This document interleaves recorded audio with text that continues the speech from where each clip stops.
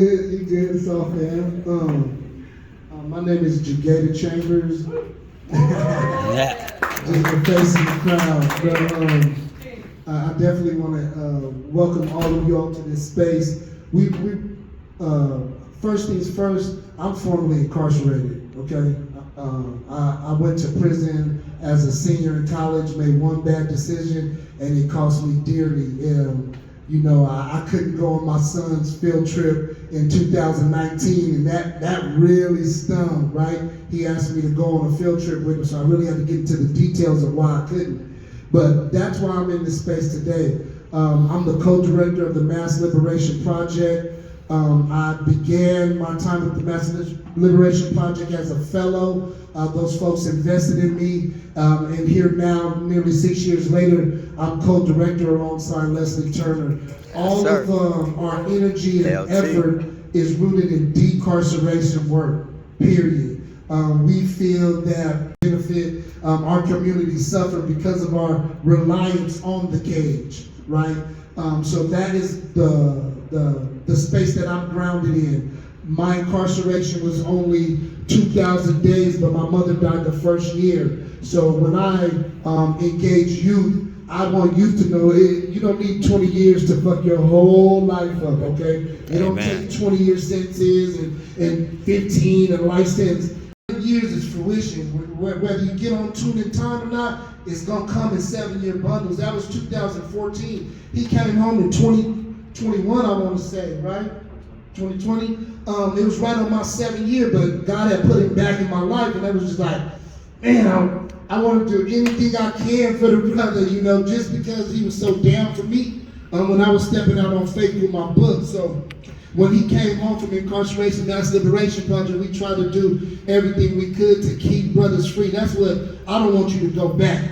That's to get anything we can do to help you not go back, that's the big. Especially if you don't have no support, you don't have no people that are there to catch you fall, and you're just on your own. So I think when I got out, what would help me the most probably like therapy or something. Let me know that it's okay to be back. Clark County District Attorney. And the reason I got into this race is because I see inequities between the establishment, what's going on right now, and the way it could be. And what I say is it's we the people, not we the powerful, not we the privileged. And for too long, it's been we the privileged in Clark County. And I've been dating back long before 10 years has gone by.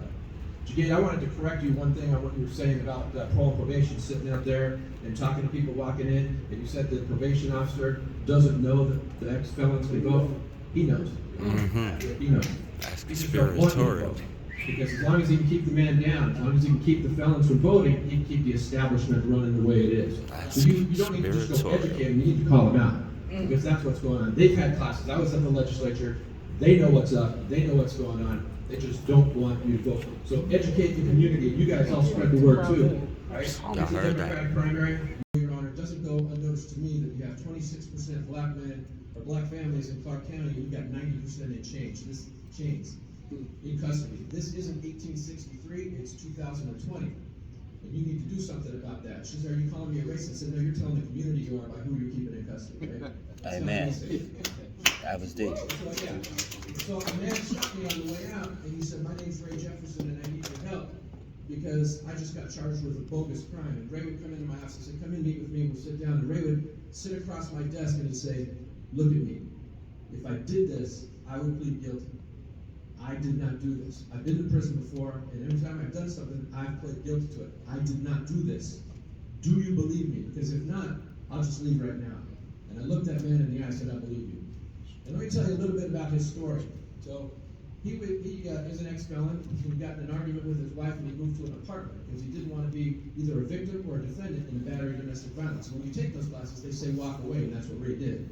So Ray leaves the house, he moves into an apartment, and the police are following him, and they think he's selling drugs out of his apartment. So they raid the place with crash bombs, shattering windows, going in the house, and they search the apartment, no drugs.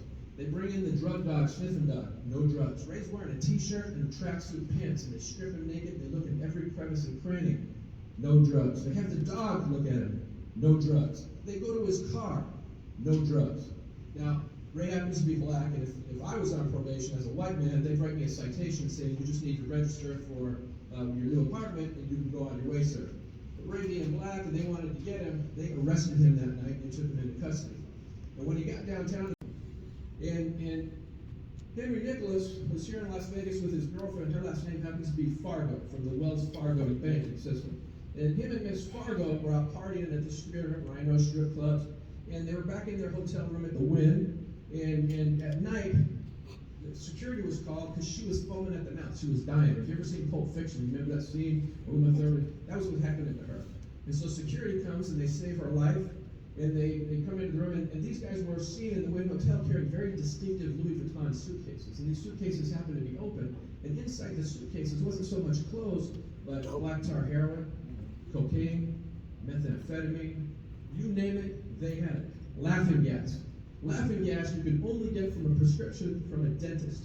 And they brought it across state lines, which is also a federal crime. And he should have been looking at 10 to life. They get arrested. But our current DA said, because this guy's a big donor, let me see what we can do for you. So they gave him what I call the deal of a lifetime. And this never happens in Clark County. Because he said, his attorney said, anybody could have put those drugs there while we were out partying at the strip club doing those drugs. Anybody could have put those drugs there.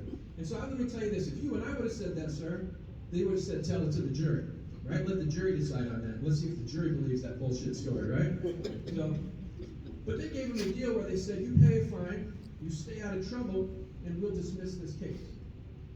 Well, that pissed me off because I had Mr. Jefferson in the same courtroom at the same time. And the reason I mentioned that I teach at the law school is because I tell my students to think outside the box. And so I filed a motion that's never been filed in Nevada before. It's called Motion to be Treated like a Billionaire. And it was in the same courtroom at the same time as Mr. Nicholas and Ms. Fargo were getting their cases dismissed.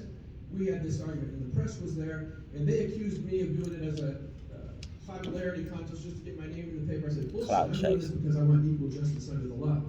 I don't mind Henry Nicholas getting his case dismissed as long as Mr. Jefferson can get his case dismissed too. Why should Mr. Jefferson be doing 10 years to life in prison and Mr. Nicholas, who had way more drugs, Mr. Jefferson, be getting a dismissal at the end? My client's skin happened to be dark, and Mr. Nicholas and his girlfriend happened to be white. My client happened to be not so wealthy, they were billionaires, so there's some differences there.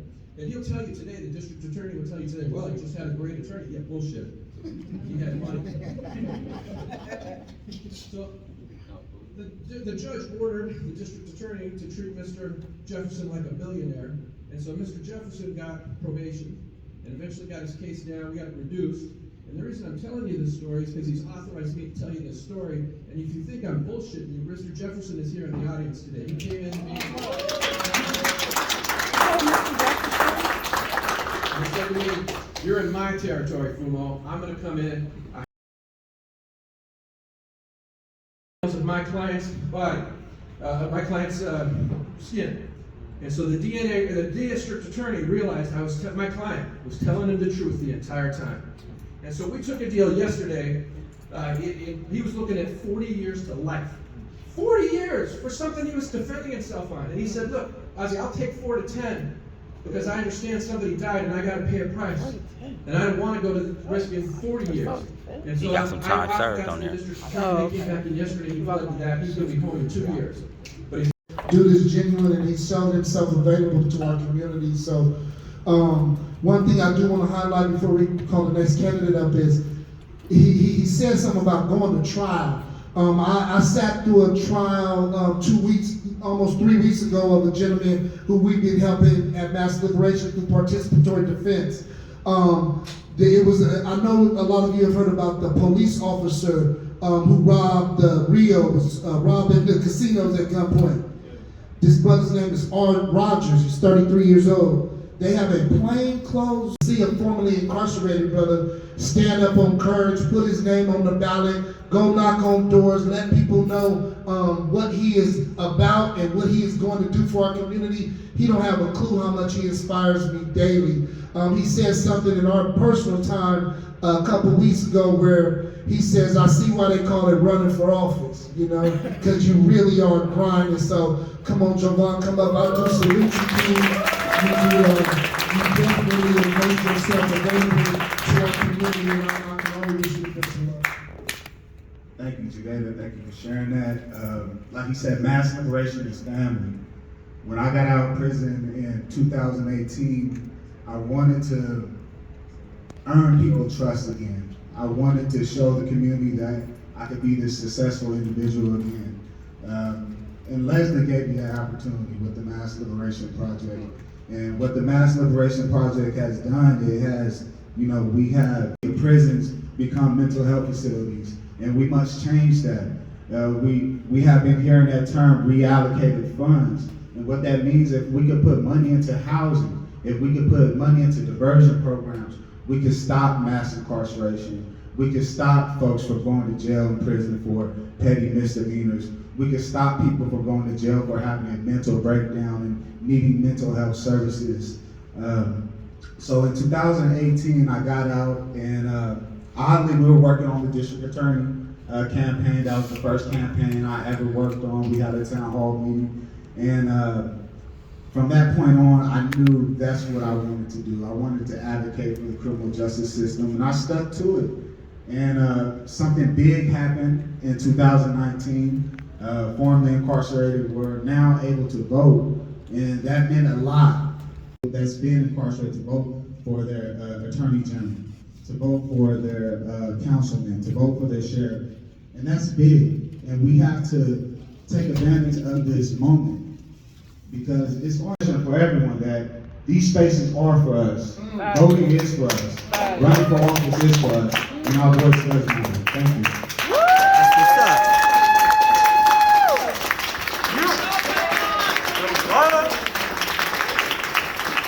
And that's why we vote. Period. That's why we vote. It was just an energy at a fundraiser we pulled up to her. I didn't know her from Christ Jesus, man. And man, she came up and we had a good hug. She was real. She was so passionate when she spoke. I was like, man, whoop, whoop, wop, wop, wop. We exchanged math. It wasn't 3 days later. She had a mama in crisis. Son looking at 20 calendars. Mama not really knowing what to do. Mama not trusting the lawyer. Hey, Jada, I got a family, but she cared. She didn't have to call me. She didn't have to be an advocate for that mama. She put up with, I had the court supporting that mama. Legal representation. Every lawyer ain't fighting like him. I'm going to tell you, our legal community needs to hear, to me, is in despair. Because half of the public defenders is telling our people, take the plea, hurry up, take the plea. Half the public defenders is doing that. Some of the private attorneys is getting the check and telling them hurry up and take a plea. They're not working on their case until the day before trial, 2 days before trial. So our legal community, it doesn't have everyone standing in the gaps like that, brother. So we as community participating in her race is just like the grand poobah. Everybody just sees that name and, okay, yes, that's who it's supposed to be. Please listen to this lady. Please learn what empathy is, what compassion is, what being real is. That has value, that has substance. But oftentimes they don't have a big enough megaphone for everyone to hear what the people that we need to hear. So please, sis, come up and let the people know why and how you're going to impact our community.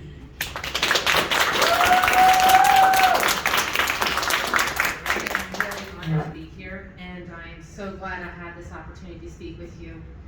Again, my name is Amy Villela, and I am running to represent the people in Nevada's 1st District, simply because I believe we deserve more. For far too long, our status quo leadership has been complacent. And really what we need people that have that lived experience, know that struggle, and will take it with them to the halls of Congress and fight for all of us. I have that lived experience, I know that struggle firsthand. I am ready to fight, and I will be that champion. What I'm talking about is that lived experience. When you don't know what that struggle is, how is that a priority for you?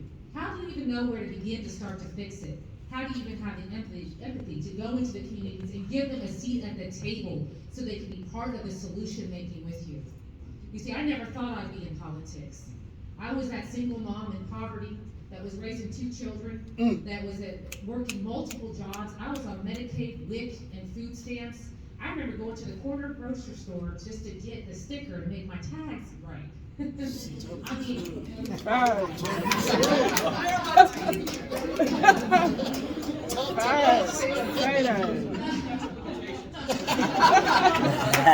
That's being real. That is the struggle, trying to pay aside from pay the electric, do I have somebody who has gas on that can bathe my kids? So I can put food on that table. That's the kind of struggle I'm talking about. I never